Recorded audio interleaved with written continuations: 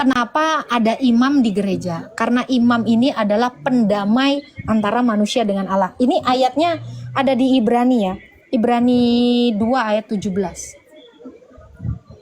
Gitu. Ya, Jadi Ibrani ketika 2 imam ayat ini, 17. jadi ketika imam sang pendamai antara manusia dengan Allah ini, ya, dia mengatakan, "Pergilah, dosamu sudah diampuni, bukan aku yang mengampuni, tetapi Allah." Tetapi Tuhan Yesuslah yang mengampuni, maka dosa orang itu benar-benar sudah terlepas. Karena Tuhan Yesus itu memberikan otoritas kepada imam untuk mengampuni dosa. Tetap yang mengampuni Allah, tetapi otoritas untuk mengatakannya kepada kita itu adalah seorang imam. Gitu. Jadi ketika kita sudah mengakui dosa di hadapan imam, nah maka dosa kita itu akan dibebaskan. Gitu. Itu ada ayat. Walaupun dosa kita sesama. Iya, Maksudnya begitu ya? memang dosa sesama, dosa kita terhadap sesama dan dosa kita kepada Allah. Semua dosa. Oh iya. Semua dosa Oke. itu bisa diampuni oleh Tuhan Yesus. Ah. Kecuali Ya. pindah agama atau murtad atau mendukakan Roh Kudus. Oh iya. Oke, terima kasih Kak Agatha. Terima Sama-sama, kasih Tuhan memberkati. penjelasannya. Ya, amin. Shalom. Salam Pak. Tidak perlu lagi imam, Kak, langsung ke Tuhan Yesus. Lalu ngapain Tuhan Yesus itu menunjuk Rasul itu untuk menjadi imam? Loh, ini yang bilang Kak nggak perlu imam.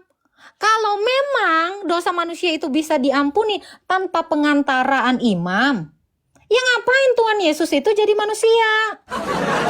Jadi, saya tanya, lalu kenapa dia harus menjadi manusia? Kenapa Yesus harus menjadi imam? Makanya baca itu. Ibrani 2 ayat 17. Supaya dia menjadi imam mendamaikan antara manusia dengan Allah. Kalau tidak ada imam, tidak butuh imam, untuk apa itu ayat Alkitab mengatakan? Karena Esa Allah kita, Esa pula pengantara kita, yaitu manusia Yesus Kristus. Jadi itu adalah pengantara. Imam itu adalah pengantara antara manusia dengan Allah. Kalau tidak perlu imam, kenapa Yesus harus menyerahkan kunci kerajaan sorga itu kepada Rasul? Baca Alkitabnya yang bagus. Baca Alkitab tapi nggak mengerti firman Tuhan. Jadi jangan bilang, Kak, kita nggak butuh imam, langsung ke Tuhan Yesus. Ya udah, untuk apa ada kurban? Apa gunanya? Terus ngapain? Tuhan Yesus mendirikan gereja dengan jabatan ada 3 ini, episkopos, presbiter, dan diakon. Nggak perlu ini toh. Gitu. Jadi jangan dibilang Kak nggak butuh imam, langsung ke Yesus. Dengan cara apa? Terus bagaimana rahasia kerajaan sorga itu diungkapkan? Nah, gitu ya. Jadi nggak bisa sayang. Kita nggak bisa tanpa seorang pengantara langsung kepada Tuhan Yesus gitu ya. Berdoa.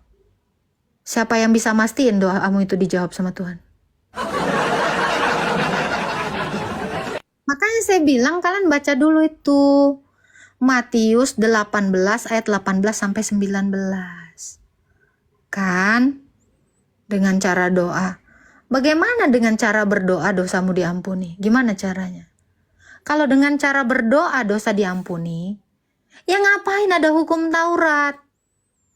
Ngapain ada imamat? Berarti dulu Adam waktu jatuh ke dalam dosa, nggak perlu Tuhan itu menyembelih domba jadi kurban gitu. Langsung aja Tuhan minta ampun ya. Oh ya bro, selesai bro dosanya bro. Bejir. Nggak tahu apa-apa kalian kan.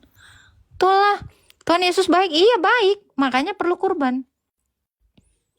Jadi kalau Tuhan baik, mungkin nggak keadilan Tuhan itu hilang karena kebaikannya? Saya tanya, mungkin nggak keadilan Tuhan kontradiksi dengan kebaikannya? Dia baik, tapi ingat dia adil. Setiap dosa, upahnya adalah maut. Jadi kalau dikatakan Tuhan baik, keadilannya jangan dihilangin. Gitu. Jadi kalau baik gimana? Misal ya kan, dilakukan kejahatan. Diperkodok lah ini anakmu. Tuhan itu baik, udah dimaafkan ya, udah. Ada keadilan dong.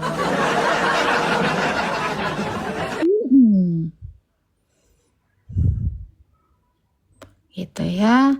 Jadi kalian itu juga harus pinter lah ya. Kita naikkan kambing tua ya, kambing lama.